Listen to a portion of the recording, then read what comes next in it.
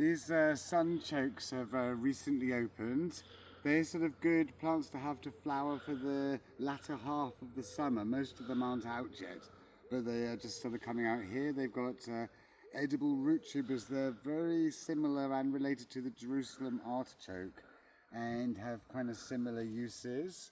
The leaves and the stems can be eaten or more commonly made tea of, and they're very good for digestion and things like that, and blood, but more commonly the root tubers are eaten. Now they come from North America, and they perennial plant, and they sort of grow into large sort of clumps. And if I just go over here, you can see there's more of them coming out over there. Quite a lot of them really, and there are a few different types of them. They are very tough and they can spread, but they are incredibly useful. So it's kind of nice to have them in a herbaceous garden. They look after themselves, they're tough, and cope well with other plants.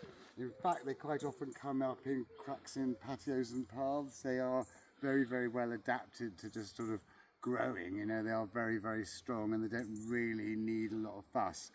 But yeah, they have a lot of uses, so they're kind of a good plant to have. And they do look very like sunflowers. Of course, they are related to sunflowers as well.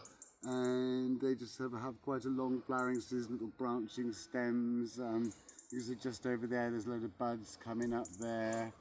So yeah, they go on for quite a while, and they don't really need a lot of attention, and you can eat them. So they're a very useful plant to have in herbaceous border.